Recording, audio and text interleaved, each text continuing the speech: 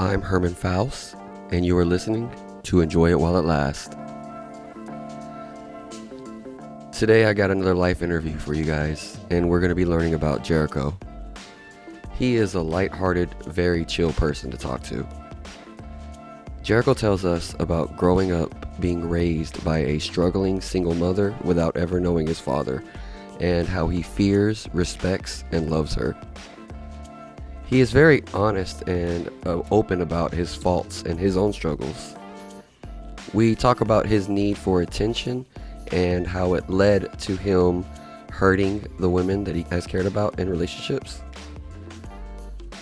Jericho was also in prison for 6 years for drug trafficking. So of course we talk about what led to the arrest and his time in prison, and also how it changed him. We look at what it looks like now for him to try to reconnect with his kids and the world. I hope you guys enjoy getting to know Jericho.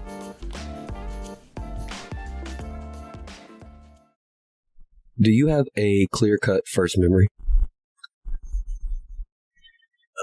First memory? Yeah, like can you remember? Do you have anything in your brain that you know? Like it may be some people it's more muddled. Some people have a very clear first memory. I got one when I was like a baby, still in diapers, and like I thought about it before. I think about it now, and I don't know how I remember that because I was a baby. There's a picture of me when I was in that, all in diapers, and I don't know how I remember it, but I remember it, and it's just me sitting like I guess like a crib or a little bed, just laying down, and I remember looking up at my mom, and she's looking down back at me. Like you remember the point of view of looking up at her? Yeah. I don't know how I remember it, but I remember it. The picture probably helps. The fact if there's a picture of it too. That's the number. Like that's the one thing. Like that's, I think, yeah, like you said, that's the earliest memory. Can you tell me about it's three things I'm gonna ask you about. Where you got your comfort from as a kid, a person of comfort, if you had an object of comfort, and then like what was your entertainment form that you loved as a kid? Starting with a person. Did you have a person that was your person of comfort? I guess it would have to be. Well, I mean, we didn't have a big family, so it was just either me, my mom, my grandma, and my brother. Okay. And I think a big part of it was my brother, because he would come home and automatically be like, "Let's get on the game," or he'll come home and be like, "You want to play the game?" And to me, I was like, "Yeah, I want to play with my brother." Yeah. Online. So he was a big comfort to me, and we were never really close when I was younger, and it's not until recently that we started talking more and communicating more and getting closer, and we'll get on the game and we'll play, and really that's our time to talk. Oh, how's everything? How's the kids? How's everything? How's the wife? And we're playing the game, and we're catching up on everything that's been going on. Whenever you, what's the age difference between you and your brother? About 10 years. Okay. So even whenever you were small, though, you had that same feeling that you do now, as far as that was y'all's time together, being able to play. Yeah, he'll text me when he gets off of work. He's like, "Hey, you on?" And inside of me, I'm like, "Oh, yeah, I'm ready now." I kind of like stop whatever I'm doing just to sit there and now play with my brother. I don't saying that it started like even as a kid. That's how you felt too. Yeah, he'll get home, or he'll be out. He'll a teenager or whatever, and he'll leave, and then he'll come back at night, and then, "Hey, you want to get on the game?" Yeah. We sit there and we'll be playing, laughing and stuff, and those are one good memories that I have with my brother. We never really got along, but I can always cherish those memories. Yeah, that was always good. Did you have like a teddy or favorite toy, or just either when you're really tiny or just at some point as a kid that you held on to for a while? The first toys that I remember having was a action figure Spider-Man and I think it was a Transformer, I don't remember, but it was a Spider-Man for sure, and I just remember playing with them. And you know how when kids play, sometimes they just like bang the toys together and like boom, boom, boom, boom. I used to like stick the arm out and kind of make it, Spider-Man is actually hitting them and making it kind of look more realistic. Whenever I used to make my toys fight, I used to always like, I hated the toys that you couldn't move the limbs. Yeah, I wanted to try to choreograph the fight as best as I could. That's what I would do, and I would do that, and I would have I think I had like a little, car sets of buffs too, and I would make my whole little area, play with it, and, like you said, choreograph it, everything. It would get on my nerves when I would see other kids just bang the toys together and be like, boom, boom, boom. I'm like, no, that's not how you play. Like, you know how to play right. Yeah. Like, no, that's not. You're not playing it right. You're not doing it right. What was your was video games your favorite form of entertainment as a kid then? I think that was like the main thing. What was your favorite game then? I remember my brother used to have a Sega, but the most clear memories I had was when he had PlayStation 1 and we would play Twisted Metal Black, and we'd sit there and we'd play, and I think he had Driver. I think that's where like all the games that I play now started with, and it was always Twisted Metal Black and Grand Theft Auto. Okay, which Grand Theft Auto? 3, not the very first. Okay, because I was gonna say if you ever played the first two, they're very different. Yeah, they suck. The one was looking from on top. Yeah, no, I didn't like that one. So you said it was you, your mom, your grandma, and your brother. Is that right? So what was it like in the house growing up?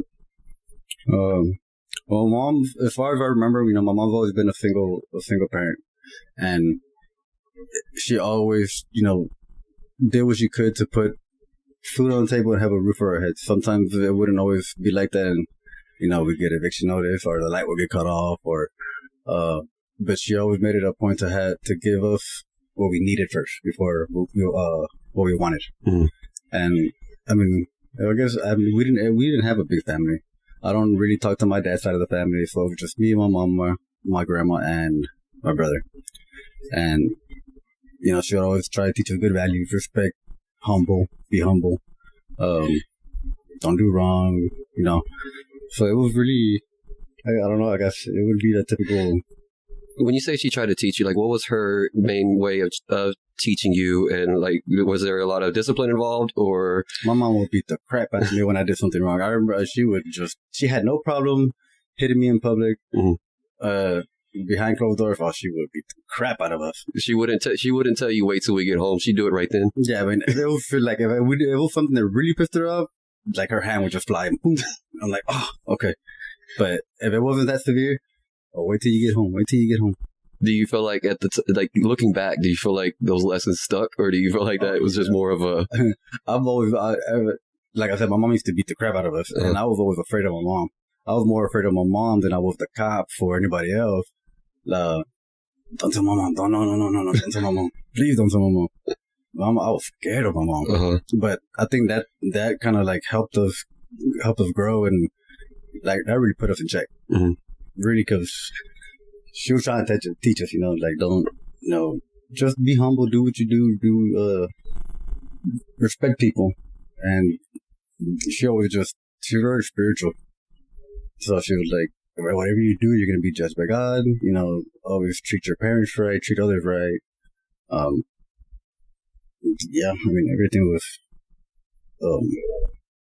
I don't know, everything was, I have a typical home, a single parent trying to do whatever she could. Sure, struggling to make it work for y'all. Like, we've gone through a whole bunch of struggles. I remember moving from place to place to place, staying at our aunt's house in West Dallas because she was trying to, save up to get our own place or whatever.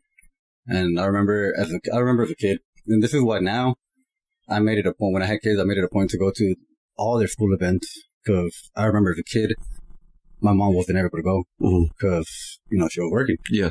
And back then I didn't understand it. I would see other people, their parents, and I'm like, I wish my mom was here. Now I understand. Now I get it, Yeah, but in the moment, you're just a kid that you feel like you just don't have anybody there to support you. You don't, now, like you said, as an adult, you can look back and know why and understand why, but it didn't change the fact of how it made you feel right then. Yeah, bro. I didn't know, at the time, I didn't know that she has to go to work. She has to pay bills. She has to, get us what we needed. I didn't make a big deal out of it. I was just like, man, this really sucks though, Yeah. But that always stuck with me, and that's why I try to make memories with my kids now, because I know they're going to remember the memories that we did. And then that's why every time they were, I had all the kids, like we had all the kids going to the same school. My son, my stepdaughter, my daughter, and they were all going to the school. So I would go to the school events, and I would go to one class and I would go see my son. And then I go to the other class, go see my daughter. And then I go to the other class and I go see the other kid. And then I would even go see my baby mama's other kid. And so, but I enjoyed it. I like going to to the classes, and as soon as they see you in the class, their eyes just lit up, their smile so big, and that's just like, I'll never forget that, because that's a good feeling. Yeah. I know they're gonna remember that. Whenever you mentioned how you didn't really talk a lot about to your dad's side of the family. Have you ever had any relationship? Well, how much do you know your dad, first off? I've never met him. Never Okay. talked to him. What about the rest of his family? I've talked to my uncles and aunts, and every Thanksgiving we'll go to Norma to go eat. Okay. And every Thanksgiving, hey Jericho, how you doing? Are you okay? And I'll talk to my uncles and my cousins, but I wasn't close to any of them like that. It was just like a check-in every night, like once a year. I see them. If not, then okay. I wouldn't even make it a point to be like, hey, I'm gonna go visit my cousins. Mm-hmm. It was like, nah, if I see them, I see them. Mm-hmm. Not, I do communicate a lot now with that side of the family, like through Facebook and all that. I even started talking to my half sister and brothers. They live in Indiana, mm-hmm. and they're pretty good. I mean, they're pretty cool. Is your dad still alive? No, he passed away a couple years ago. Okay. Did you ever had a time period where you wanted to or tried to reach out? I've had a lot of people ask me, like, did you ever want to meet your dad? It never crossed my mind, because to me, my mom was my dad and my mom. Sure. And so I was like, I mean, it didn't bother me. It didn't really affect me. I was just like, whatever. I can definitely understand growing up, just kind of feeling you only know your life, so it's normal to you. Yeah. But I'm surprised to hear that as you got older into either a teen or as an adult, that at that point, you never at least wanted to just check it out. That was kind of made me weird, because I've met other, people that were kind of in the same situation. They're like, oh, I want to meet my dad. I want to get to know him. Yeah. Me, I was just like, why bother? I mean, I don't, not to be mean or rude or anything, but it was just like, I mean, I don't need it. Was there any anger behind that decision too? Like any well, if he fuck him, he didn't come to me, so why am I going to go to him? Or was it just purely not caring at all? There was no anger. There was no feeling. Just indifference. Yeah, it was just whatever. Okay. How has your relationship with your mom evolved as you've gotten older? Like, I'm assuming you're not still scared of her, but I don't know. A little bit, but no. I definitely communicate a lot more with her now. I wasn't always never the type of person to communicate feelings and emotions, really. And my mom would always say, you gotta talk to people. I remember her telling me one time, if you want to cry, just cry. Sometimes a good cry is all you need. And my mom's everything. She showed me how to ride a bike, how to drive, everything. Uh-huh. And it definitely hurt when I was away in prison, because she was here alone, and she had to do everything alone. She wasn't here. Nobody was here for her. Mm-hmm. So I think my relationship with my mom has improved and grown a lot. Mm-hmm. And I definitely understand a lot of what she goes through, especially now, because my daughter has a lot of similarities to me. So she's like a mini version of me, in every way. So that's why, we're gonna be here. And we're gonna straighten this out. You feel like that helps you relate to your mom even more now, going through seeing what she went through with you. Exactly. She would always tell me, "Wait till you have kids, and you're gonna understand what I'm talking about." And now I'm like, I don't want to tell her you're right, but yeah, she was right. What about with your? I guess you mentioned that you pretty much told us already. Your relationship with your brother you gotten a little bit closer. It's evolved where you gotten closer as you gotten older now. Yeah. We've had some serious deep conversations since I've been out, and he even told me I'm sorry for not being the brother that you needed and wanted, and so that's a big step because like I said, when we were younger, the only really communication or how do you say it, contact, I guess, would be us playing games, and that was it. Yeah. Other than that, we didn't really spend time together. We didn't go to the store together or nothing like that. It was always the game. That was our way of bonding, or brotherly. That does seem like it makes sense what you said. That's how it. If that's the only time that y'all had together, that's why you kind of got more and more interested in the games to begin with, just because you have such a strong positive association with games. And exactly. But now like I said, we've actually had communication, deep conversations, and when we get on the game now, we talk. It's not just a game now. It's just it's just a way to talk. It's just a time to talk or whatever. Yeah. You mentioned that you moved around a lot growing up. Yeah. Do you have do you know about how many different places you lived? Yeah. Let's see. We lived in Arcata Park. We lived in Figoville. We lived in West Dallas. We lived in several areas around here in Oak Cliff and Dallas. Yeah, there's been several times, About how often do you think? Like, how long would you live in one place? Did you ever have any place where you were able, let me try to ask it a different way. Did you ever have any place where you were at for a long time, or was every place always just? I think the place where I'm at now is the longest. Mm-hmm. We've been here for I think like 20 plus years or something, and that's the longest. But I think on average we'll usually be at a place for like maybe a year or two. Okay. Maybe 3 at the most. And how old were you whenever y'all moved into the house?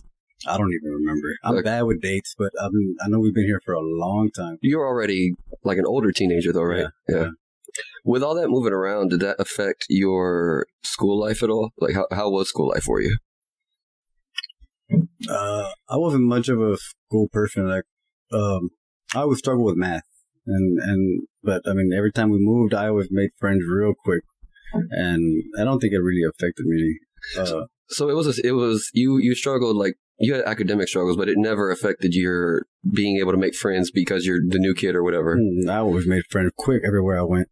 But I remember we lived in Arcata Park, and I was going to, I was going to Eladio R. Martinez in West Dallas, and then from there we moved to Figoville, and I was still going to Eladio R. Martinez, and so I would have to leave the house from Figoville like around 5:30 in the morning and make it all the way over here, and then I would get to the school, and it would be just me and the janitor. Mm-hmm.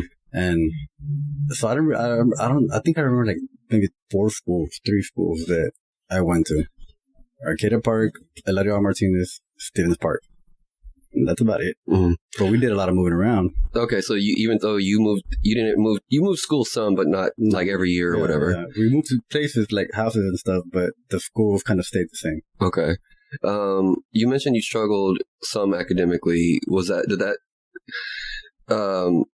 that be how you described overall just the academic side of school for you, just as a struggle, or was it just in some particular areas? It was just some areas, because I've always liked science, reading. I had no problem with, vocabulary and all that. It was always math. It was always numbers that, like.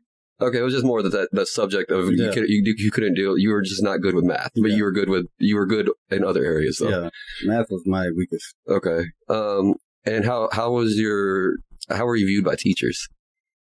I don't know. I mean, they probably thought I needed like special needs or something, but I mean, I don't know. I used to get good grades. I remember I was in student council. I was getting good grades for a while, and I guess it didn't tell. I guess middle school or whatever, or higher, or it just my grades started getting lower and lower. But I think by that point, it was just because I was just like, screw it, whatever. It was more that you were indifferent. You didn't care about it anymore. What do you think caused you to go to stop caring? Was it just more you putting your attention in other places, or? I think I was lacking what's the right word? Persistence or no? I mean, I wasn't motivated to be like, okay, I'm struggling here, so I'm gonna give it all. Perseverance. Yeah. You weren't gonna push through something that was hard for you. It was only math. Everything else I was fine, and everything else I was doing great. It was just that I'm just like, numbers, I hate them, and algebra, and I'm like, nah. You basically got to the point where you just shut it out. Yeah, I was just like, screw it, whatever. And I'm not gonna, I'm like, screw it. When am I gonna use algebra? Never. So, but you mentioned that you were always very, very quick to make friends. Did you have, did you like have a group of friends that you would be with, or were you like the kind where you could just not necessarily have your group of friends, but you could just you were friends with every group?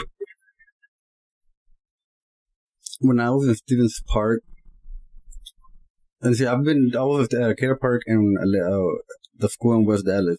But when I was at those schools, I don't really have memories of me being around like actual friends that I would hang out on a daily basis or whatever. I just remember going to school and then leaving, and that was it. It wasn't until I got to Stevens Park where I actually, made friends and had a group of friends that we started kicking it on a regular basis, and then we started hanging out out of school, and then those friends were the ones that became my long-time friends that I still talk to now. And at Stevens Park, I was always around a lot of girls.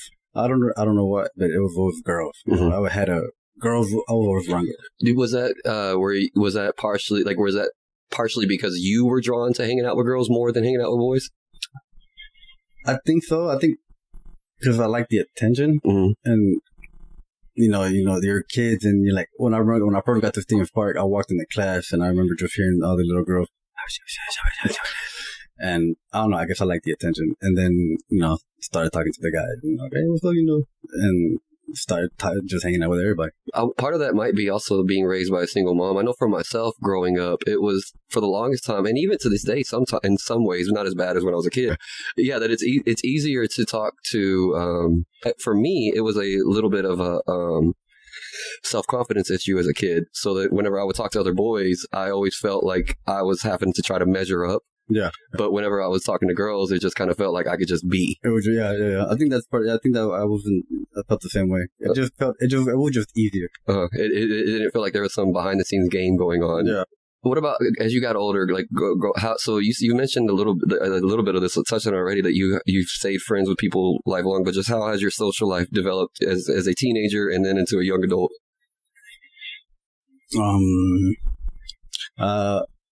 Some of the friends that I had, you know, they had father figures. I never had a dad, so, you know, I kind of would look up to their dads to, you know, damn, so, you know, that's what it's like to have a dad in your life. But I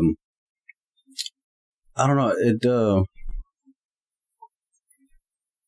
you know how they say you're a product of your environment, sure. And the people you hang around with is how you start acting or being.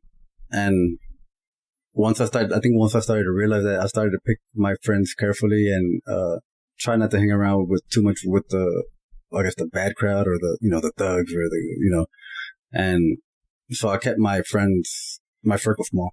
When do you think you like thought about it that way?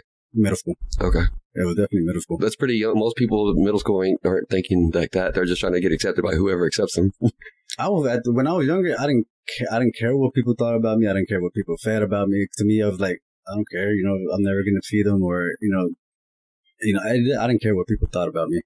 A lot of people say that in time, but you can say, like, right now, looking back, honestly, that you didn't care. Yeah, I didn't care. Now I think I care. You care more now than you did. Yeah, I think I care now, but back then it was just like, nah, I don't give a damn. What was dating life like for you growing up? You mentioned being friends with girls a lot. Did you start dating girls early in your life? In middle school. Okay. In middle school, I think it was when I really really started getting into dating, and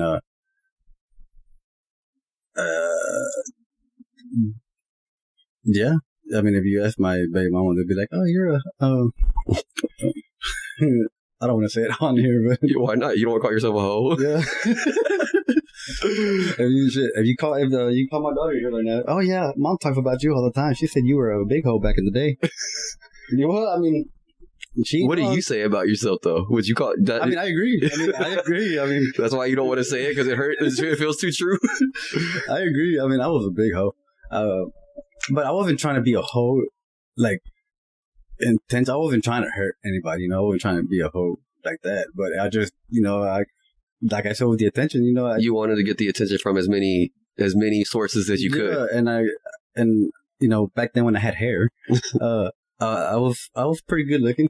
And so it wasn't difficult for me to attract women. Plus, you got that, besides the looks, which hey, I say you're still a pretty handsome man. So, and that's since my hair's thinning out, that's a big issue for me too, because I always try to take care of my hair. Now that I'm thinning out and going bald, like, it really bugs me. It bothers you a lot. And dating nowadays, in my 30s, going bald, already having gray hair, I'm like, oh man, it's gonna be hard for me to find somebody.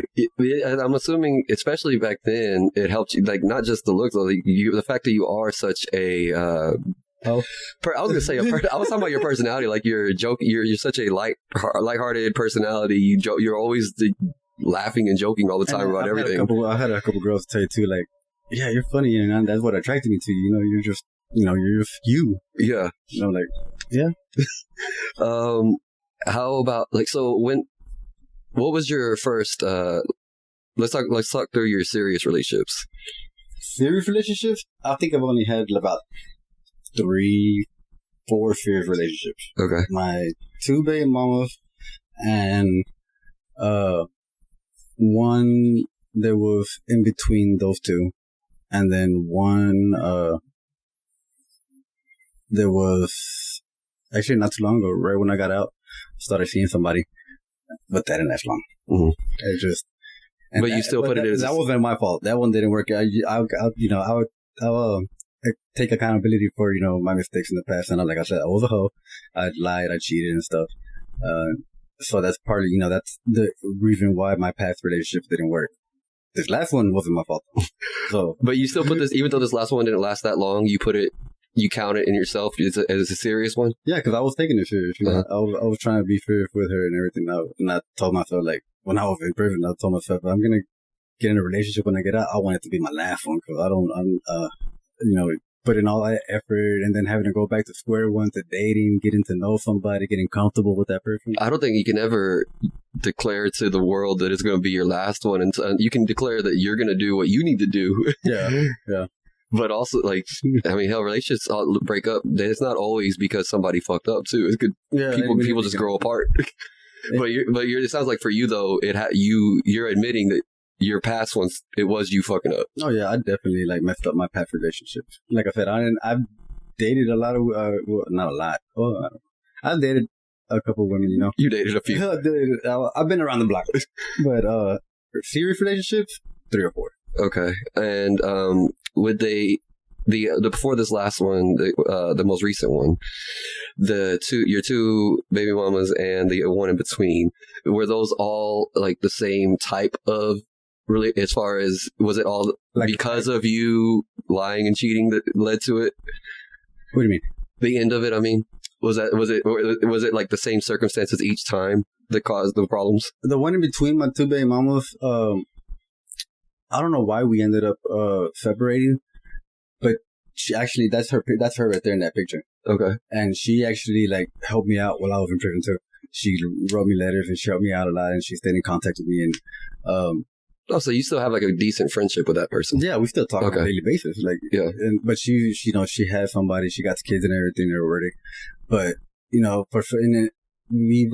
we dated, we separated, and then usually that would be it. But somehow, for some reason, we always end up being drawn back to each other. Always, and it wasn't until the last time when I was in prison that we got back in contact, that we just been on a daily basis contacting back to each other. And she helped me out a lot. She helped me out a lot mentally, emotionally, because when I was in prison, there was a lot of people that just kind of vanished. Mm-hmm. But she was there. So, and that's somebody you wouldn't expect to be there. Yeah, I didn't think she would. Well, yeah, I didn't expect that she would be the last person. But she was there. She helped me out a lot. And but with that one, I don't remember exactly why we separated. I just remember we went out, and then all of a sudden it just ended. Mm-hmm. I didn't cheat. I didn't lie to her. But I just think, I don't know what happened. Do you think that eventually, because you said with your following relationship afterwards, you kind of had the same behavior as the past.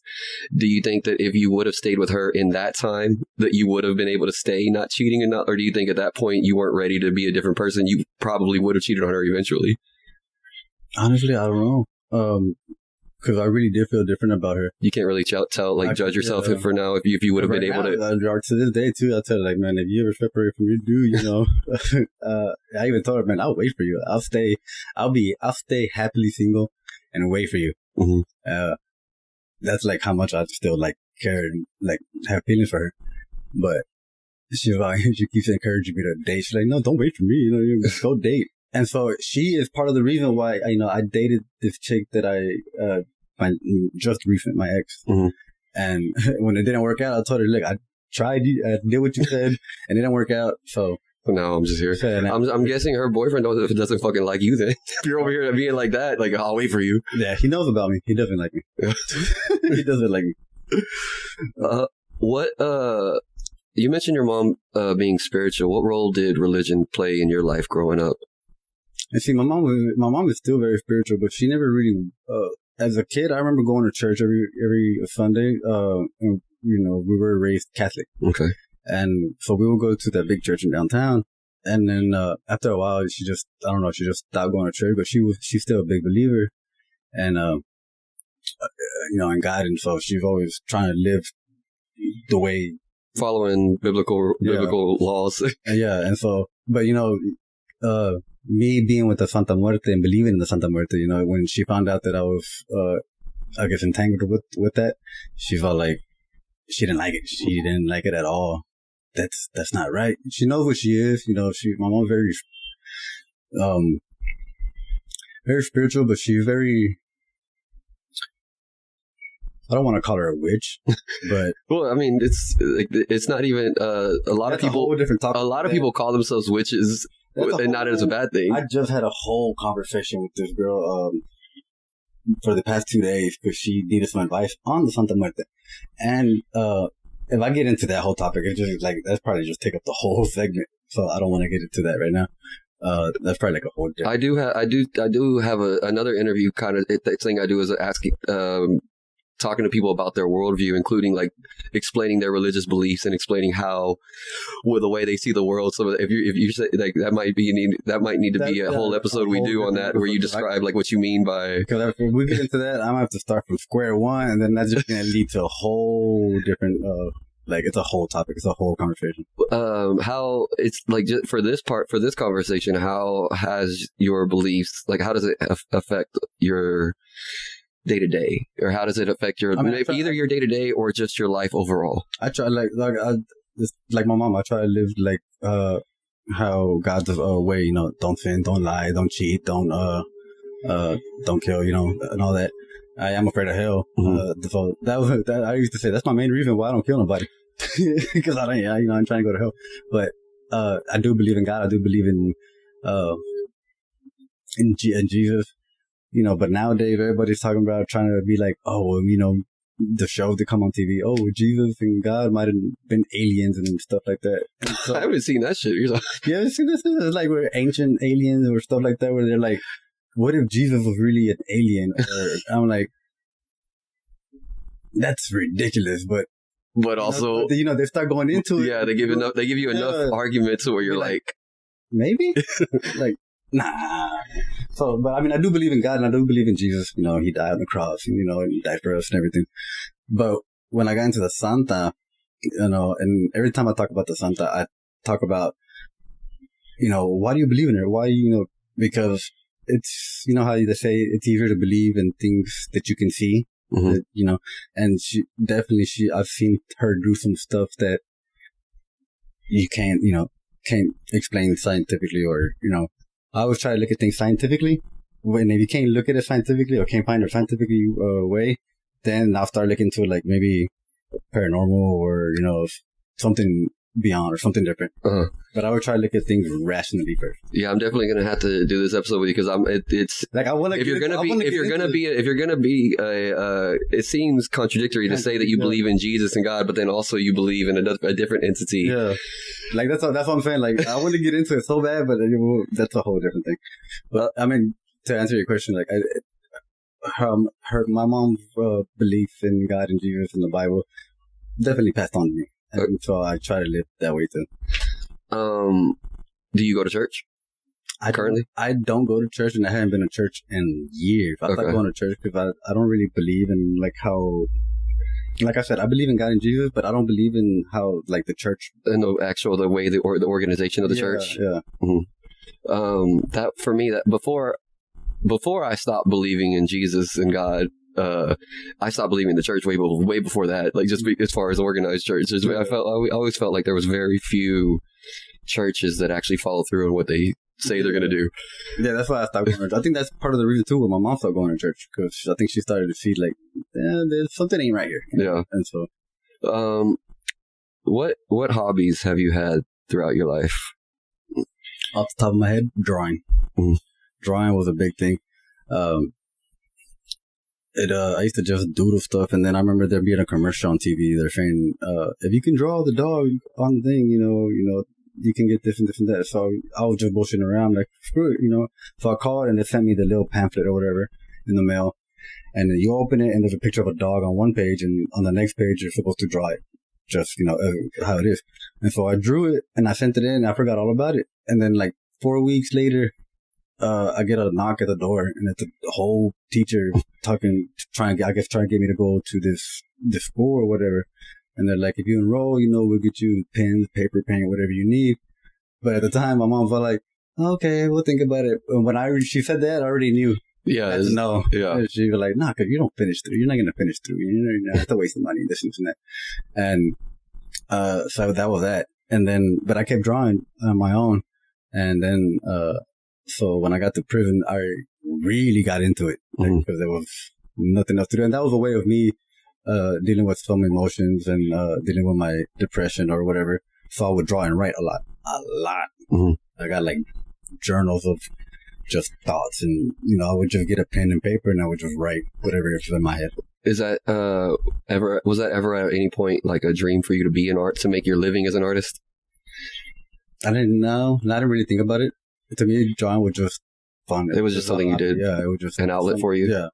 In prison, everybody kept telling me, well, why don't you do tattoos? Or why don't you, you can do this? Because everyone will come to me and they'll be like, hey, can you do a birthday card for my daughter? Or can you do this? Or I was working on portraits, and I did one portrait for a guy. It was a grandmother.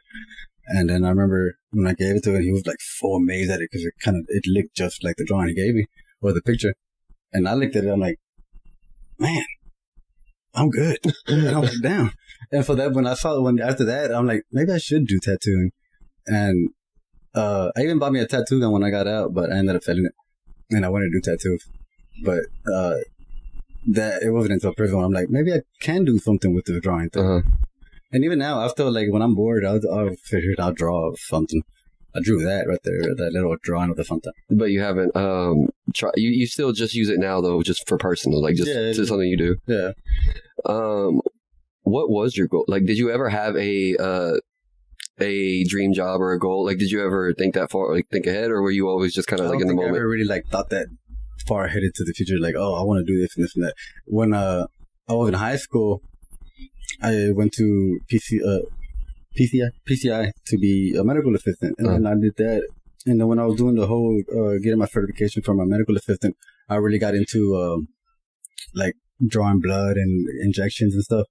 And then when I finally did my internship and was working at the clinic over here on Jefferson, I would get so many compliments from people saying, "Oh, I didn't even feel you. You got soft hands. You're so good at this." And I'm like, "Oh, that's when it clicked. Like, I want to be a phlebotomist." Uh-huh. And then to this day, like I still want to get back into the medical field, get recertified, so I can just be a phlebotomist, because I know that's something that I think I'm really good at, and could be really beneficial to me in the future. It gives you like a way to where you're at. It's gonna be hard though now, because now I got a record. Is it do you know is that like a deal breaker though, or is it just like it's not? Is it impossible? I asked nurses, and I even asked like nurses in prison, and they're like, it's not impossible, but it is gonna be difficult. Yeah. And I'm thinking I'll just put myself out there and find somebody that's willing to take a chance on me. But you like that's something you like doing when you were doing it. Yeah, I love the medical field. I like helping people. I like phlebotomist, like drawing blood. That was really good. I like working in the lab. It makes sense to go with your personality too, because you can, if anybody is ever in there nervous or whatever, you seem the type to make them feel a little bit better before you poke them. Yeah, I think I would definitely comfort them. There were so many times where the kids were crying, and then I would do it, and they were still crying, but I was already done, and they're like, "Oh, I didn't feel it." Yeah. You see? It wasn't a big deal. Have you had any health issues throughout your life? Health issues? No. Any major ones, I guess? No. Okay. I've never broken a bone. No, I've never had any major issues. Okay. Health issues. Trying to think if I wanted to go ahead and go this. Was there, before we get into like a little bit more of your adult life, was there any major events that happened that hasn't come up naturally that you feel like were important to the shaping of you?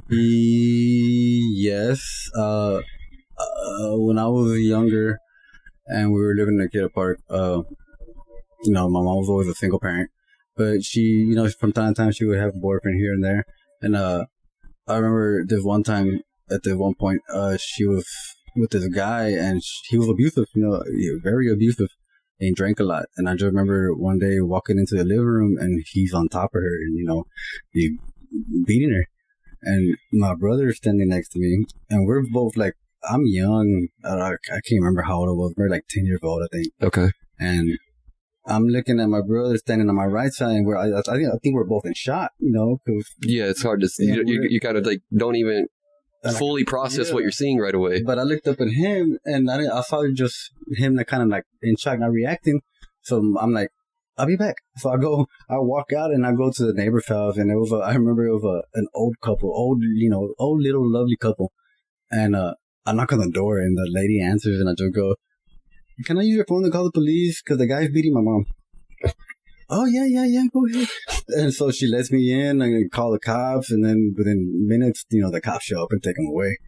And then, after that, we left the house, and everything just left because he didn't want to leave. Uh-huh. So we just ended up leaving.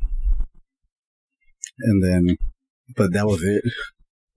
That right there, like, really made me never want to put my hands on a woman, or, because I looked at him like, how are you going to do that? How are you going to, I don't know. That really, like, really affected me. I don't know in what way, but it just affected me to where I'm like, I don't ever want to put my hand. I mean, probably in lots of ways. Yeah. I can't think of specifically how. Sure. You never know when any type of traumatic event, you don't know exactly what changes it caused, but you do know it impacted you. It definitely impacts you. Something. But I was like, I can't do that. I can't hit a woman. But also just the presence of mind as the youngest person in the house. That takes me. That's what brings me back to that, because, like I said, my brother's older than me, so I looked at him, but I guess he was in shock, Yeah. And so I don't know. He might have also been like kind of part of him wants to go fight, but then there might have been a part of him that's scared that he's going to get beat up too, or who knows? I think he was more scared, but I think it was shock. But I just remember like, and you just said, "All right, I'll be back," and then I just went and called the cops. And they came and took him. And then he came back. And then he came back. I think he only did a night or two, and he ended up coming back. And then he was back at the house, whatever. And then they were playing around. But to me, I was like, oh, he's not playing around. So I went back and called the cops again, and they came and took him again. And then after that, that's when we just took off and left. Okay. Because he didn't want to leave the house. And so, it was my mom paying the house. But he didn't want to leave. But she didn't want to be with him no more. So the only option we had was to just... That's why y'all left that place? Yeah, that's when we left. We lived in Arcadia Park, and we just went to Segovia. Mm-hmm. Before we get into more of the timeline of your adult life, what vices have you struggled with through your life? Struggled with? Yeah, what bad habits have you had could you not break? Smoking weed. Okay. That was like when I got into smoking weed. When I first started smoking weed, I started at 14. Mm-hmm. And it was off and on. But then I think when I turned 16, or I think maybe 16, it just continued. Like, it was no off. It was just on. It was just every day, all day? Yeah. And then it didn't help it that we had friends that sold it too. So it was like, oh, it's right there, Yeah. So I was like, okay, cool. When you say struggle, I mean, like, I had an issue stopping it. Because I've done a couple drugs, I've done a couple stuff. I think the only thing that I haven't tried is like crack and fentanyl. Mm-hmm. I've tried a couple things. I've tried a couple things on accident. Somebody gave me a cigarette one time, and they're like, "Hey, you want a cigarette?" And I smoked it. And after I hit it, he goes, "Oh, it's wet, right?" And I'm like, "Oh, crap." You had the whole Dave Chappelle scene for early. After that, I just went home, and I was like, hallucinating. Had a headache. I wasn't thinking straight. That's fucked up, because it's not even, and it's that's always fucked up when people do shit like that. And it's not even like you weren't even like the innocent type to where they needed to trick you to try to get you. Like, if they would have just been straight up with you, it's wet. You might have done it anyway. Like, but I mean, he didn't say nothing at first, and I thought it was just a cigarette. Yeah. So it looked all brown and it looked weird to me, but you know how some cigarettes are like got that old look to it. So I'm like, it's one of the old look to it. So I hit it, and after I hit it, he goes, "Oh, it's wet." Ah, crap. You said this just makes you. Did you say you tried mostly everything except for those couple exceptions? Does that mean heroin too? Yeah, I've tried heroin because I have a. I'm not. That's the one that I don't really know a lot of people that say they've tried heroin like once or twice. I never shot up because I was always afraid. Okay, I feel like once you shoot up, to me, I guess that's what I felt like. I feel like if you shoot up, that's. At least in my brain, that doesn't seem like a one-time thing. Yeah, to me too. That's why too. Like that kind of scared the crap out of me. Like once you shoot up, you ain't going. There's no coming back. What did you smoked it or snorted? That's okay. Yeah, cheese is what they called it. Oh yeah, okay. But everything else, yeah. I think I tried. I think at one point I'm like, fuck it, I'm gonna try it once. And I want to try. I tried acid once. Uh-huh. That was fun. But I never tried it again. And then I tried mushrooms once. That was fun. Never did it again. Coke. I think Coke. I had a minor struggle with it at one point. Mm-hmm.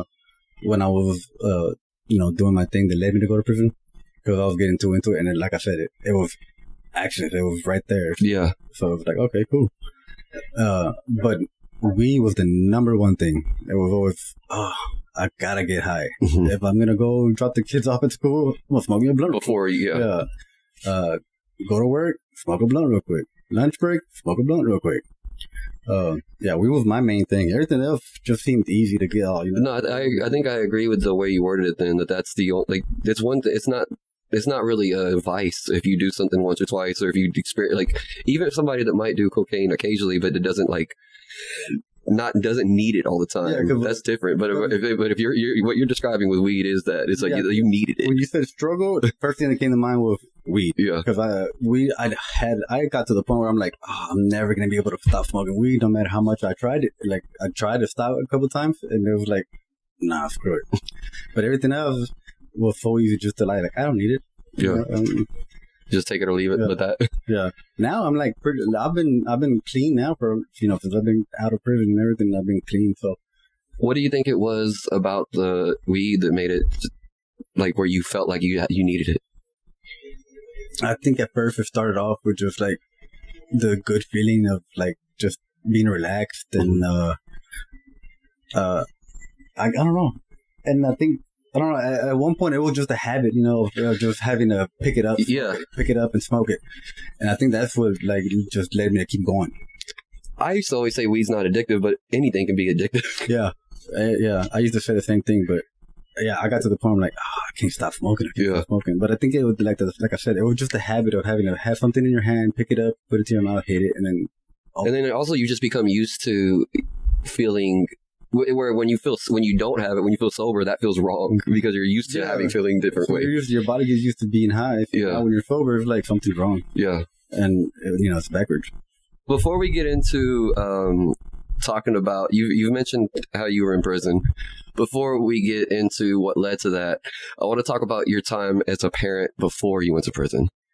Did you have a guiding principle or guiding philosophy at all to your parenting? So just some people aren't sure what I mean by that. For me, when I'm raising my kids, I'm not thinking about what's best for this 8-year-old in front of me or this 5-year-old in front of me. I'm thinking about what's going to help shape the adults that they're going to be. That's kind of like one of my guiding principles of thinking about the adulthood there. Do you have anything like that? That's how I'm looking at it now that I'm back. But back then, I don't think I was really looking too much into. I was just going I was just day to day. Day to day, yeah. Good dealing with it as it comes. How would you describe your parenting back then? Me, how I would describe it, laid back. I was there's always the good parent and there's always the bad one. The good cop, bad cop, and you were the good cop. I was the good one. Mom says no, dad says yeah. I'm gonna ask dad. Okay. But I just dealt with it. Day by day, I don't, and they were little too, so I was still, and that sucks because back then, I was new to the whole, parenting thing, sure. And I never had a dad. I had, just my mom. So, I had a friend, Manuel, and his dad was always a big part in my life, and he would always, give us advice too. I kind of started looking up to him. And then taking part of that into my parenting. You tried to be what you saw him being. Yeah. He was tough, but he was, you could tell he was loving and caring, and he would be there for his kids. Mm-hmm. And that's one thing that always, even back then, I always wanted to be there for my kids. My dad wasn't, he wasn't around. Sure. So I was like, I told my first baby mom when we first had our son, I'm not gonna be like my dad. I'm not just gonna leave and stuff. And I was fucking young and stupid, and I made mistakes. I was irresponsible. And so, my irresponsibility back then led to pretty much everything up to now, Mm-hmm. and in the positions that I am now. But that was like a big part of like, yeah, I'm not going to be like my dad. I'm going to be there. Even if we're struggling, I'm going to be, my kids are going to see me there. Yeah. You'd rather them see you struggle than kind of just be disappeared. They definitely saw me struggle. Yeah. They see me go through ups and downs and all kinds of stuff. And, after my kids, I think, were born, because I've been in and out of county jails for like minor stuff, and they never really got to see that, But it wasn't until this last time that I actually got sentenced and went to federal that I was gone for a long time. But yeah, they definitely see me struggle. And I was gonna say, back and forth. well, no, there's two different paths. I was trying to decide which way I wanted to ask about first. Well, I guess I'll just say what I was going to say earlier first. What I was going to say is I think we both have, because of our absence of having a father in our lives, I at least knew mine, unlike you, but we both didn't have him around. Yeah. That kind of, for me, it guided me into like, I didn't get to have the, like you saying, I didn't get to go off of what the example was set for me, but it was more of like, what did I need as a kid? Yeah. I think that's kind of like, universal. If you don't have a father, you can maybe you kind of, instead of having the example, you have that, well, what do I wish my dad would have done? That's kind of, and you kind of said that a little bit even earlier with your showing up to school events and stuff. So just say the same thing. That's part of the reason, like that. Yeah, it's the same thing. Yeah. What were you mentioned how you were in and out of county jail for minor stuff? Yeah, minor stuff like possession of like paraphernalia, marijuana. It was pretty much always drug related? Yeah, it was always, most of them. And there was a couple where it was like failure to appear or like speeding. One where I was racing with another friend down the highway. That one led to my license getting suspended. Very, very hood rat shit. Yeah, we were drunk as shit, and we went to Burger King, and then let's race. All right, cool. And then all of a sudden, woo. Oh, crap. And as soon as the cop pulled up to the window, he goes, "Sir, step out the car. I can smell it all over your breath." I'm like, "Oh crap!" You knew. And then I got my license suspended. So my license had been suspended since 2010. Okay. And I ain't never had a license till recently when I got back out that I needed it. Was that Gus? Yeah. Yeah. All right, so I guess now let's go into the big arrest. Talk to me about leading up to the arrest first. Like what was going on with you? It's all connected, man. Like it's all connected. Like it's kind of like a domino effect. Everything. Me being irresponsible, leading up to me being on child support, to not being financially stable, to me finding other ways to get some kind of income, and I had friends that were in the drug business, and you see them. Oh, they don't have to worry about not paying for it. You see them balling. Yeah, so they're like, yeah, we got it. We go to eat. I ain't got no money. I didn't say you got money. I said, let's go out to eat. And I'm like, oh, damn, that sounds cool. So I'm like, all right, cool. So, friends being friends, trying to help out, hey, I can put you on and do this and that. So starts off by nickel and diming, and then start by trapping, and then the money starts to come in, and then with money comes drugs, and then you start saying, well, if I can get this much doing this, how much more can I get doing this? So you level up, and next thing you know, I'm over here drug trafficking for people down south, and the money was coming in, and I had a plan. When I started doing I guess big moves like that, I had a plan. Stack up enough money, buy a truck, and then quit, and then go back to work. Mm-hmm. And then But life doesn't always go according to plan. So that same day that I ended up telling my friend, like, "Hey, I'm done," is the same day that I ended up getting caught. Oh, so you are actually, I was going to ask if you ever, if you, part of the reason you got arrested was because you didn't stick to your goal. Like, you kept going past when you said you were going to quit. I did stay longer than I had, like, planned. But because it was so fun, the money and, like, just buying regular stupid things we didn't even really need. Just going on Amazon and buying stupid or stuff. Or just going out to eat every day. But it did. I mean, I you got addicted to the life of it. Yeah, because that and everybody says it in prison too. That lifestyle is addicting. Like it's a lifestyle, and just the lifestyle itself is addicting. But I did tell I did kind of stick to my plan because I did tell him like, hey, this is gonna be my last run and everything. But that same day that I told him was the same day that everything happened. And my being my first big offense and all kinds of. They hit me with a conspiracy and, conspiracy with a controlled substance with the intent to sell. Can you tell, like, what were you, tell me about the actual arrest. Oh, it was me, my second baby mom, my son was in the driver's side, it was my stepdaughter. And the plan was, like, this was my last run, in my head, I'm going to do this last run. We're going to go home. We were supposed to go to the store to get some juice. And we were going to go home. I was going to get on the game, smoke some weed. And I already had enough for a little bit of money saved up. I already had my truck. And that was going to be it. And so when we got to the store, because we would go make, the drops at different locations and stuff. So when we got to the store, my baby mama and my stepdaughter got off and went inside to get the store while I, handled the business outside. And so when I went to go meet up with the person, I didn't see him in the car. And then when I got back in the car, because I got out to check. But when I got back in the car, as soon as I got back in the car, DEA just surrounded me and pulled up off me and, "Freeze, don't move, DEA." And I looked at my son and I told him, "I'm going to jail." And he just kind of looked up at me like, "Why?" They're still little. They don't know what was going on. But yeah, they put me out the car, did the whole get on the ground, this and this and that.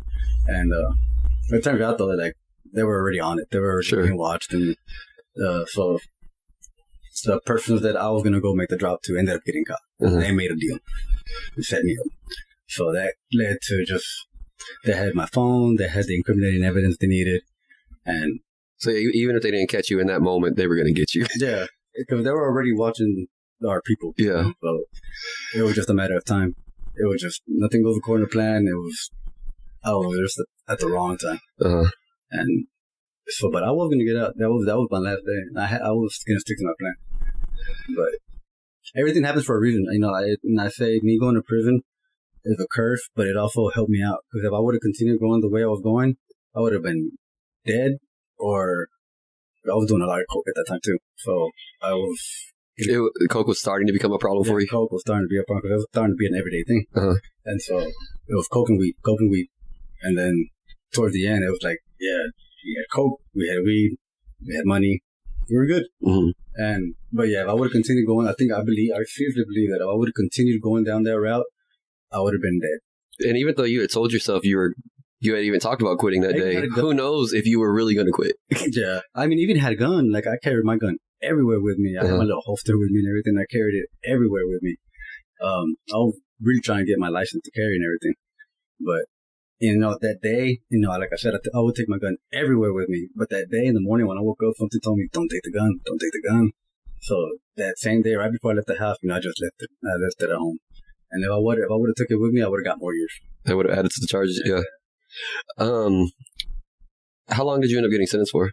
They sentenced me for 9 years. They were trying to give me like 20 to 25 or something like that. Just from the incriminating evidence that I had on my phone and all that. But I did 6, and I got out, and that's me getting out 3 years early. Yeah. So, and that's because in prison, I managed to get my GED. I managed to go through drug classes, therapy, and even now, like not too long ago, I just finished doing my therapy with my therapist. And In prison, it really helped me. It made you grow. It really does make you grow in prison because you see and you realize like, oh man, you know, some people you thought were going to be there or not. This ain't it. You know, being here with a whole bunch of guys, having to piss and shit with them every day, not seeing your family, not having a home cooked meal. Yeah. You know, all that just kind of weighs you down. And you realize like, oh yeah, this ain't it. I was fucked up. I was fucked up. Leading up to it, was there any I know of one at least, but was there any major stories or anything that happened to you that impacted during your time? Like I know whenever I stopped to ask you down, you stopped to ask you down this about your childhood. You had a major story that happened that shaped you. You said you know one. Which one is that? I was thinking of the when you got held up. Oh yeah. But I don't know if that's, if you feel like that's important enough to really care about telling, or if there's any other story or not that you. I mean, it's a major. I don't think it affected me, and I never went back to trapping because when I first started, we were trapping at a trap house, and there was 3 of us, and we'll take turns serving people. It was straight up trap house. They'll come, they'll serve them, and then the next person will take them. And then so, one night it was me and 2 homeboys, and they hit us up like at 2 in the morning, and they came in with shotguns, and they had our 2 friends on the ground laying down, and then they had me, dragging around trying to be like, where's the dope, where's the money, but we didn't keep it there, and I told them like, we don't keep nothing here, but whatever we got is, whatever we got, and we only had like maybe like a couple grams of money or whatever. And so they took our jewelry, they took the drugs, they took the money, and finally he puts me, after dragging me around the house, he takes me back to the living room. And he puts me, he tried to, push me down. He would get on the ground. And I'm like, no. Because I'm like, if I get on the ground, I'm not coming back up. So he tries it again. He pushes down on my shoulder. He's like, get on the ground. I'm like, no. And at the corner of my eye, his homeboy just comes and he just pistol whips me on my left cheek. And as soon as he pistol whips me, I just, get one knee goes to the ground. And I spit blood. And then I look down and I'm like, crap, I'm going to die. Mm-hmm. And so, that's the one when I started like really believing to the Santa Muerte, because I got down on the ground. I put my hands, behind my head, and I just start praying. God, Jesus, Santa Muerte, anybody that's listening, whoever's listening, somebody help me. I don't want to die here. And then, like, it was eerie because it just got quiet, and my homeboy looks at him and he's like, "Come on, man, we didn't even see your face. You don't got to do this." And so he tells his other 2 guys, "Yeah, go out the back. I'm gonna buckshot these 2 right now." And he pokes him with the shotgun. You think I give a fuck about y'all seeing my face? Y'all about to die here. So he pulls down his bandana. He's like, look at me. When he says that, I'm like, oh yeah, we definitely dying. Yeah. This is it. And so, you got that feeling in the back of your spine, like somebody's about to grab you. I'm just waiting I'm just waiting to hear the gunshot. I'm just waiting to feel it. But it don't come. It just gets really quiet. And I'm like too scared to kind of look up. So I'm like, fuck it. And it just gets quiet, and then I hear the door slam. And then he just leaves. Uh-huh. And then my homeboy that's on my left side, he gets up. He stands up, and my homeboy on the right grabs him and pulls him back down.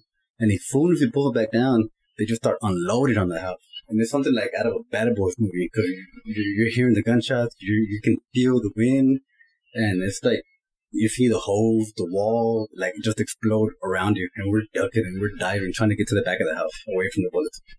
And I remember I jumped over the couch. And I hurt my hip. And then, after that, we left. And I didn't go back to trapping that way. They did, and they ended up getting caught and going to prison for like 5 years. Mm-hmm. I didn't. So I'm like, fuck that. Screw that. I'm not going to trapping. So I stopped trapping like that. And I just got into drug running. Now, since you've been out, though, what has, I started this before you went in talking about your time as how your parenthood was before prison. How has parenting been for you since you've been out? It's all new to me again. Because, when I left, my kids were young. They're babies. They're little. And now I come back to teenagers who are like, I'm over here finding out, they've tried already smoking. They've already like ran away from home, and they've had their little issues. Little rebellious. Yeah.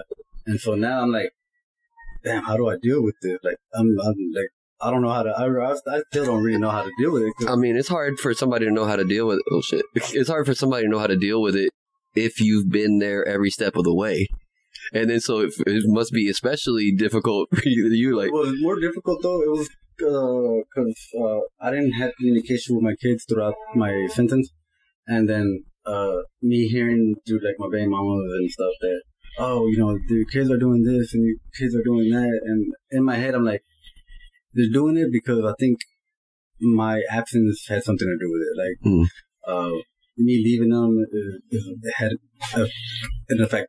You were blaming yourself because that's pretty much all you could do at the time. I mean, I still think it's why. Sure. It was like right now, like my daughter's here with me. She's living with me now, and she's living with me now because you know, she's bumping heads or had issues over there with her mom, and I, you know, me and my daughter. I tell my kids, you know, don't ever feel like you were in a position where you can't call me or tell me anything. Like, if you just be honest with me and talk to me. Like, I don't care what you did. I might get mad, but just, you know, talk to me, tell me. So me and my daughter, we have really good communication. We talk, and I tell her, me and my daughter, you know, we talk straight up. I tell her, like, hey, some of the shit you're doing is kind of hoish, you know, or, you know, it's fucked up, you know. And so, you know, we talk, you know, we'll have straight up conversations like that.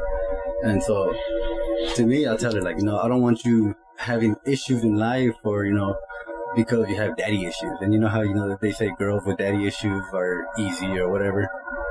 So I tell her, like, I don't want you being one of those girls, you know. So I kind of, like I said, all this whole parenting against the teenagers is new to me.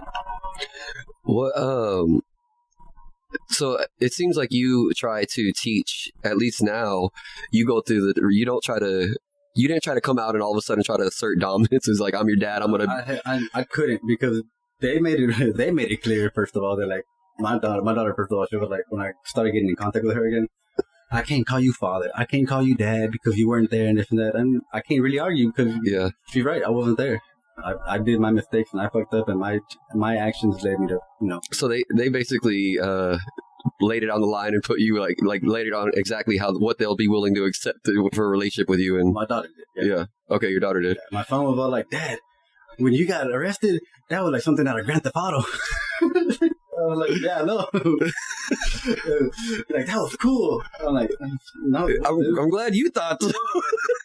Yeah, but my daughter though, she was more like, yeah, I'm not. She more internalized the hurt. Yeah, and it sounds like your son, maybe he just missed you more. Yeah, and missed you blindly, I guess. And she more was mad at missing you. Yeah, she even wrote me a letter one time when I was in prison and told me, like, I don't hate you, Dad. You know, I love you.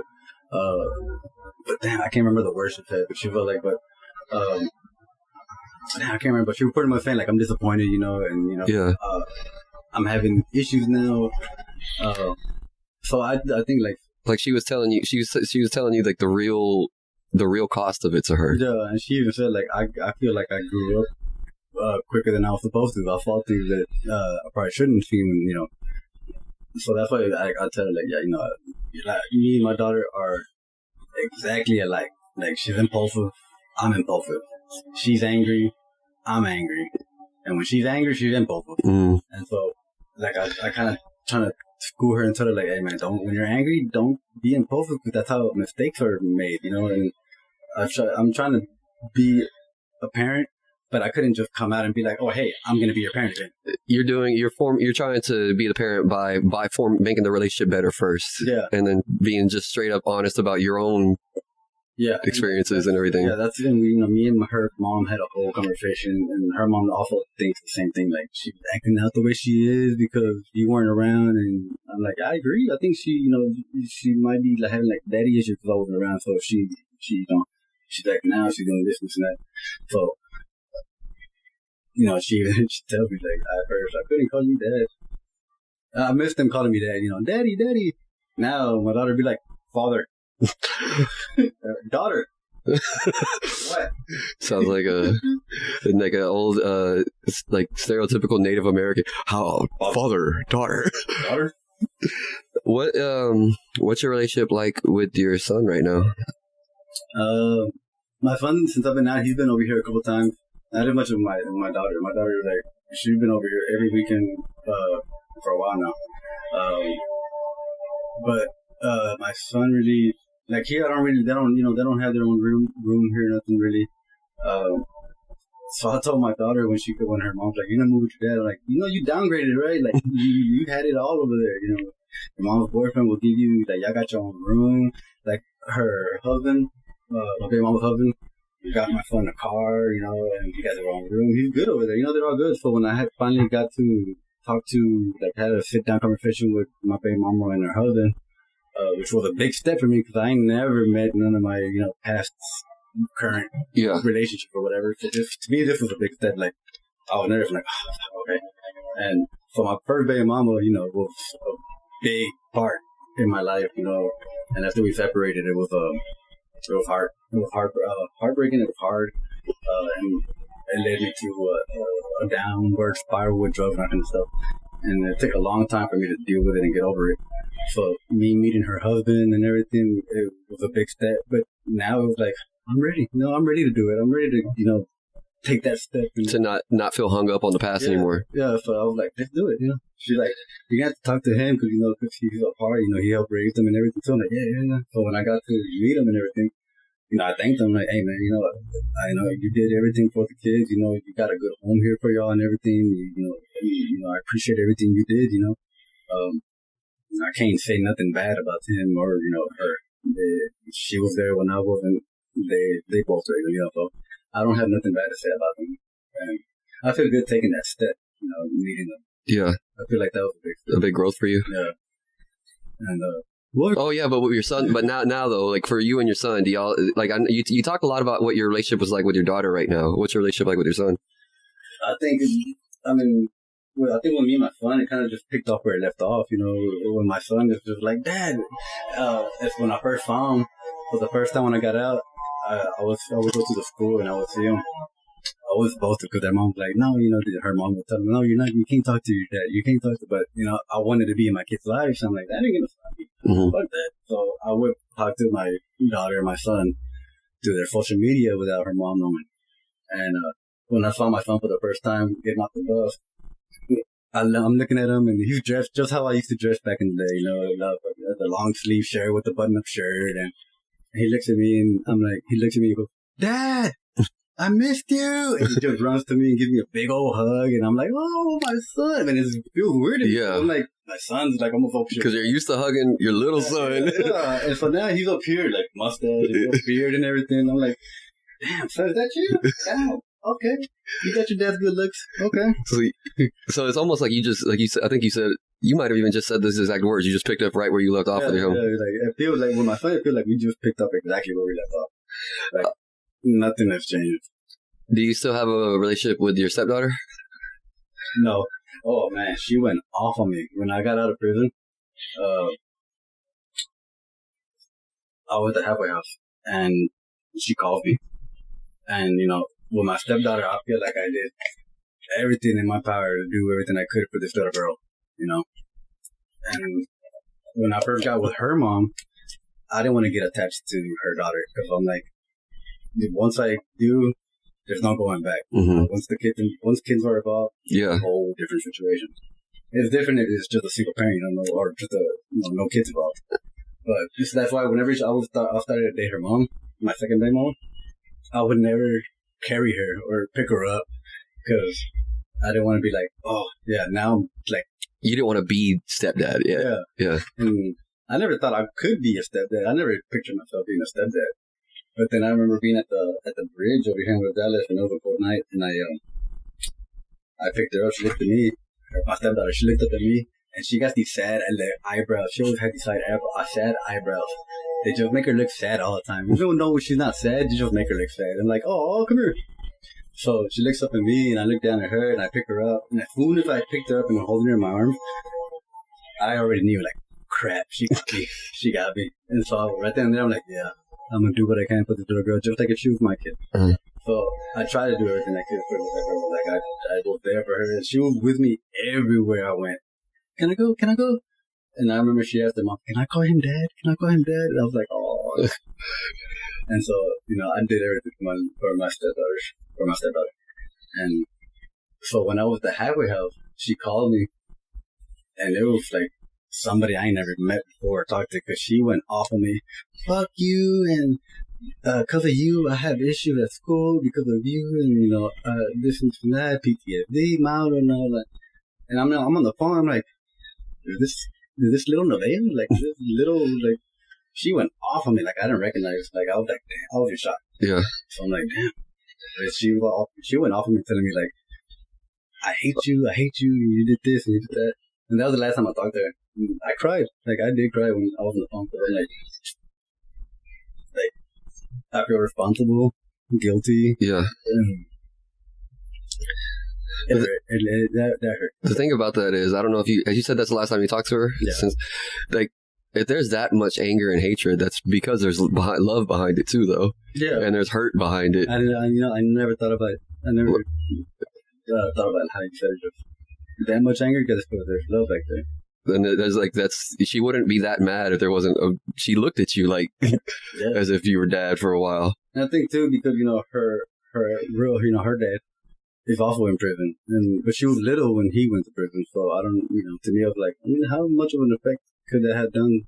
But I mean, her dad being in prison and then followed by So I'm like, okay, maybe Have you been reintroduced to your youngest daughter's life again yet?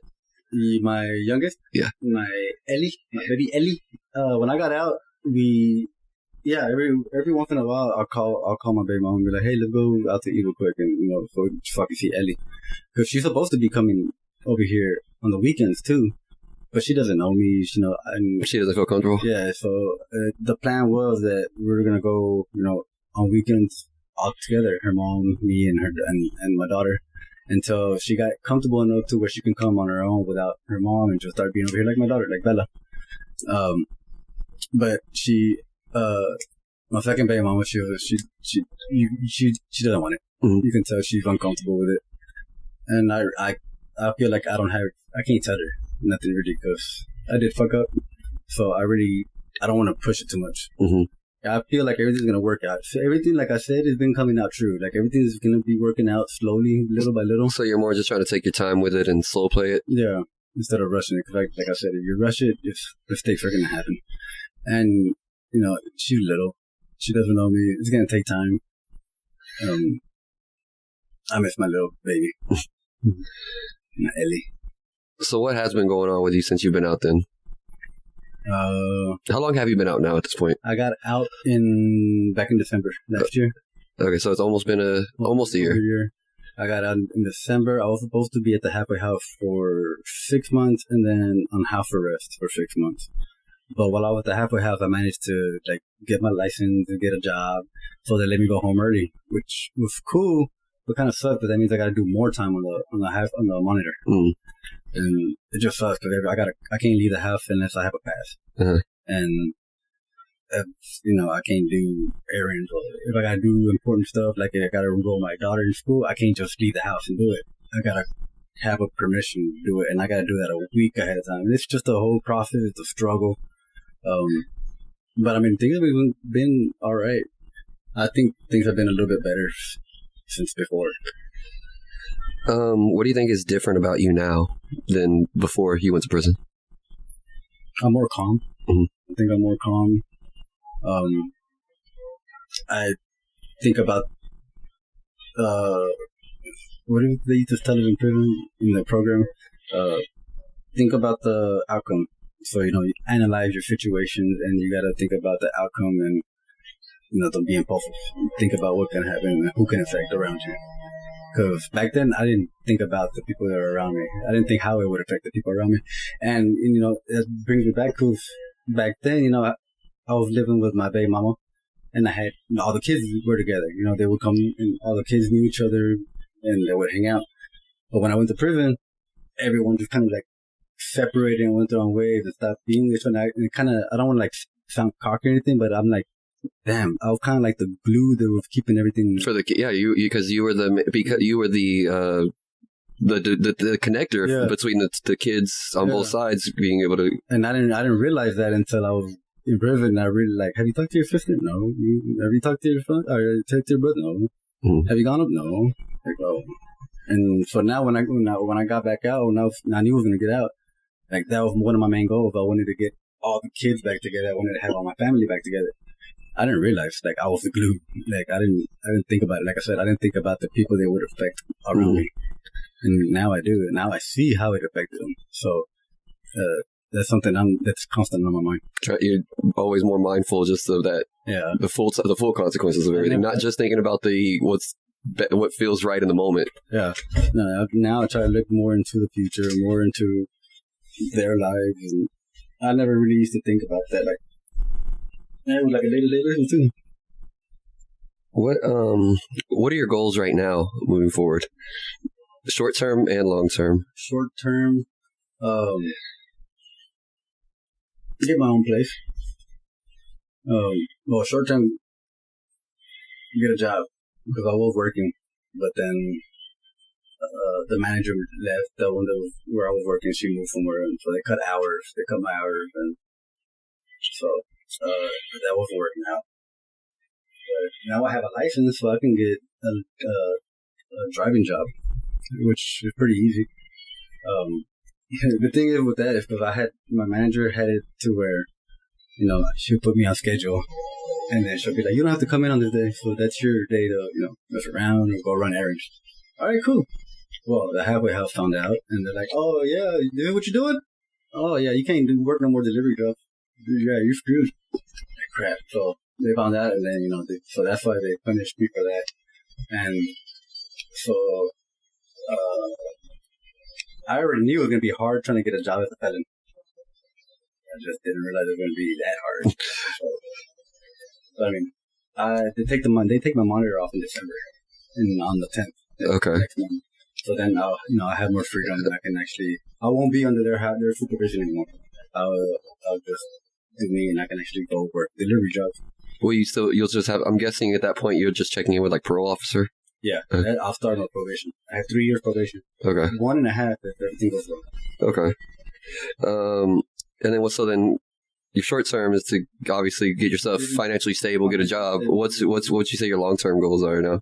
Get my own place. That way I can have my kids and they can have their own room. Because going back to my baby mama and seeing her husband have a house with them and being stable, like I want to do that. Yeah, that's good. Like I wanna be. And my baby mama talked so much shit. Her and her family talked so much shit about me. Oh, they didn't want to let my daughter come and live over here because he's not stable. He doesn't even have they don't even have their own room. And in my head, I'm like, fuck you. But they're right. Yeah. So I can't say nothing because they're right. They need to have their own room and they need to So eventually I want to get my own place and have them have their own room so it can be a home. They have their home. Like even if they're 20. Yeah. Yeah. Yeah. They can be there till they're 40. But at some point they gotta go.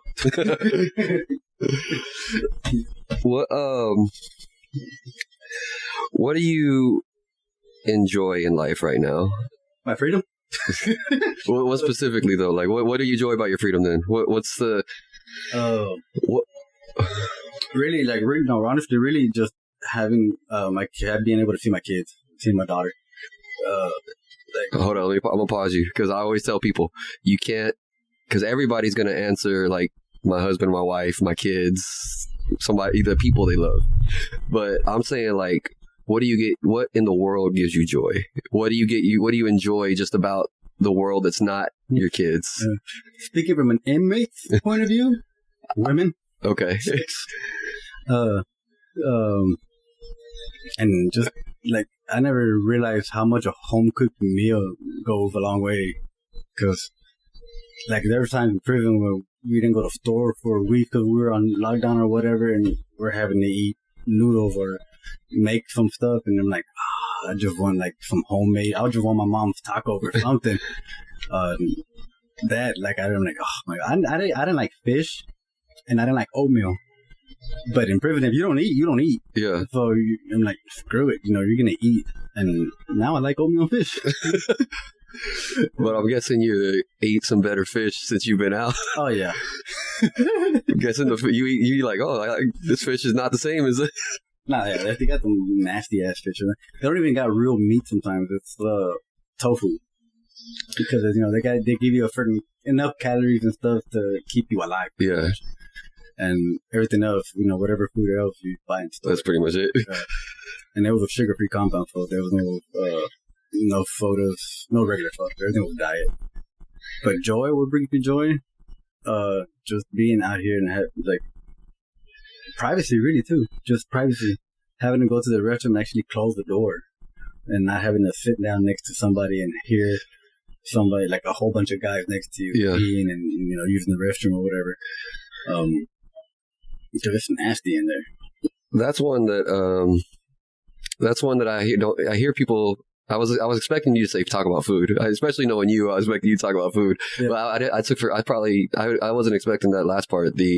I wasn't thinking about that last part, the privacy aspect of it. Yeah. But that's got to feel good. Just you're not being watched all the time. Yeah, just being able to go into take a shower alone. Yeah.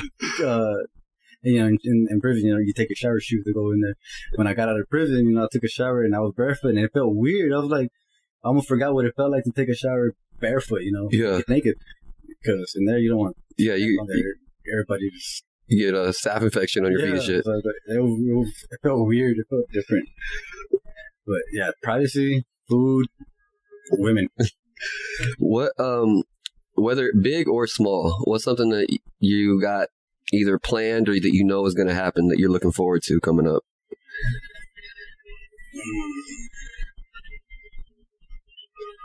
Something planned, something big. It could be big or small, like I say. So it could be something small, like some people have said like they got a vacation coming up that they're looking forward to. Some people have said they're planning to, like, they are saving up to buy a house that's coming up. Some people have said something simple like they're going to go watch a movie that they've been, just anything that you not that is a goal that you're hoping for, something that is coming that you're looking. A couple things, just like being able to leave the house and stay out past a certain hour. Starting next month. Yeah. Or camping, just the simple leaving the city and go somewhere else and go camping. I've been wanting to go camping, take a road trip. I can't do that right now, but just the simple fact that leave the house and don't have to tell nobody and be like, oh, I'm gonna go do this. Basically, that next final step towards freedom. Yeah. I want to take my kids camping. I don't think I ever took my kids camping. It's just like it's still a lot of little things that you realize that I took for granted, and it's what you miss the most. Yeah. Just your freedom, just being around your kids, or like when I was with my baby mama, it was just her presence in the house would make me feel warm and make me feel happy. She can be upstairs, or she can be on the couch or whatever, doing her own thing, but just me knowing that she's there, I'm like, all right, cool, I'm happy, I'm okay. And that's something I'm looking forward to whenever I do find somebody. I get so lonely at night. But yeah, it's just little things that I took for granted that I didn't realize I was taking for granted. Yeah. My mom, my grandma passed away a month before I got released. We already knew it was coming. The way everything was going in my time frame in prison, I at least thought that I was going to at least have time to say my goodbye. You were hopeful that you'd have a chance. But it didn't work out that way.